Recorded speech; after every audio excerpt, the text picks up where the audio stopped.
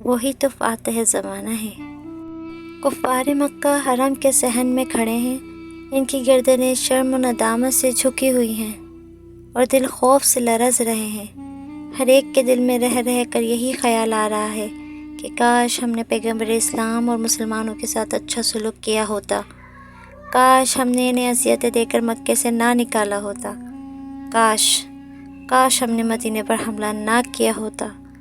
افسوس ہم نے ان کی دشمنی میں کوئی کسر نہ رکھی۔ اب کیا ہوا؟ اب تو مکہ پر ان کا قبضہ ہو گیا۔ ہم میں تو اتنی بھی ہمت نہیں تھی کہ شہر سے باہر یا شہر کے اندر ان کا مقابلہ کر سکتے۔ اب کیا ہوگا؟ بادشاہ تو یوں بھی جب کسی شہر کو فتح کرتے ہیں تو انتقام کے جوش میں اس کے باشندوں کا قتل عام کرتے ہیں، اور پھر مسلمانوں سے تو ہم نے سلوک بھی بہت برا کیا ہے، وہ تو ہمارے ساتھ جو کچھ کریں کم ہے۔ اب کیا ہوگا؟ ایک شخص کے دل میں خوف زبان پر آ گیا۔ ہونا تو بدترین سلوک چاہیے، لیکن توقع ہے کہ محمد ہمارے ساتھ رعایت برتیں گے صلی اللہ علیہ وآلہ وسلم۔ دوسرے نے پہلے شخص کو تسلی دیتے ہوئے کہا۔ کس طرح؟ کس بنا پر؟ پہلے نے بےتابی سے دریافت کیا۔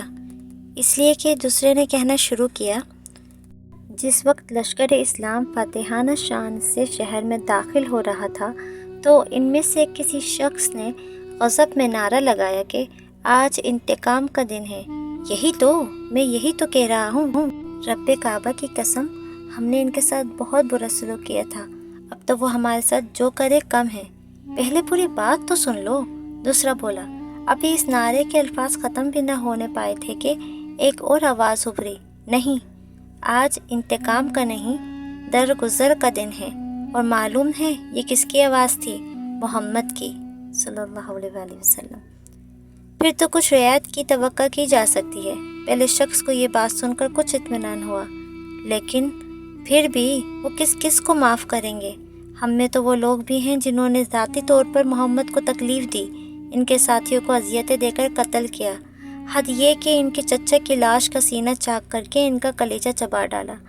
ہم نے ان کے ساتھ بہت برا سلوک کیا ہے، یہ وحشیانہ مظالم کیسے معاف کیے جا سکتے ہیں؟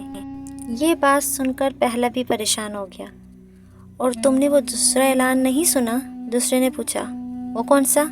پہلے نے کہا، وہی کہ جو کوئی بیت اللہ میں آ جائے گا اسے پناہ دی جائے گی، اور جو ابو سفیان کے گھر داخل ہو جائے گا اسے بھی پناہ دی جائے گی۔ دوسرا بولا، ابو سفیان کے گھر میں بھی؟ پہلے نے تعجب سے پوچھا۔ وہ تو مسلمانوں کا سب سے بڑا دشمن ہے، اس نے تو 2 سال قبل مسلمانوں کو حج تک نہیں کرنے دیا تھا، ویسے ہی لوٹا دیا تھا۔ وہی جو سب کو مسلمانوں کی دشمنی پر ابھارا کرتا تھا، اسی کے گھر کو پناہ گاہ بنا دیا گیا۔ ہاں، وہ بھی پناہ میں رہے گا جو خود اپنے گھر میں بیٹھ جائے، صرف مقابلہ کرنے والوں کو سزا دی جائے گی۔ بالکل یہی اعلان ہوا تھا۔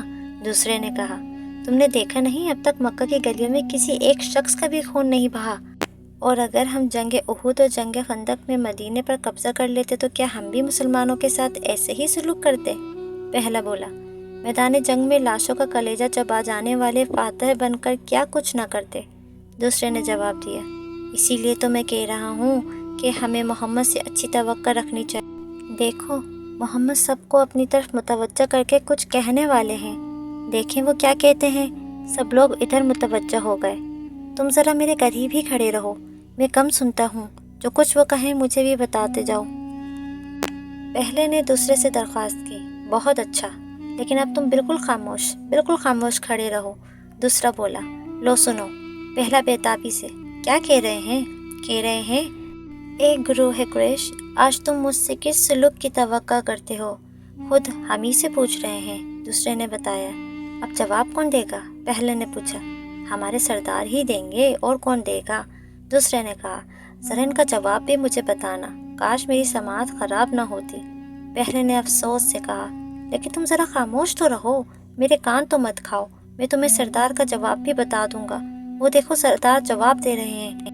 دوسرے نے کہا، کون سا؟ کس طرف؟ پہلے نے پوچھا۔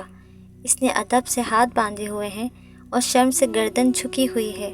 دوسرے نے جواب دیا، کہہ کیا رہے ہیں؟ کہہ رہا ہے کہ آپ بوڑھوں کے شریف بھتیجے اور جوانوں کے شریف بھائی ہیں، اور سنو محمد کیا کہہ رہے ہیں۔ دوسرے نے خوشی سے پاگل ہوتے ہوئے کہا، کیا کہہ رہے ہیں؟ پہلے نے بےتابی سے پوچھا۔ وہ کہہ رہے ہیں آج تم سب پر کوئی گرفت نہیں، تم سب آزاد ہو۔ دوسرے نے خوشی سے دونوں ہاتھ اچھالتے ہوئے کہا کسی کو غلام نہیں بنایا جائے گا، کسی کو قتل نہیں کیا جائے گا۔ کیا دنیا کی تاریخ میں پہلے بھی کبھی ایسا ہوا ہے؟ میں تو آج سے مسلمان ہوتا ہوں، پہلے نے کہا۔ دوسرا بولا تم ہی کیا، اس وقت یہاں کھڑے سبھی لوگ کلمہ پڑھ رہے ہیں۔ اللہ کے رسول صلی اللہ علیہ وآلہ وسلم نے شہر کے ساتھ ساتھ دلوں کو بھی فتح کر لیا۔ جو دلوں کو فتح کر لے وہی تو فاتح زمانہ ہے۔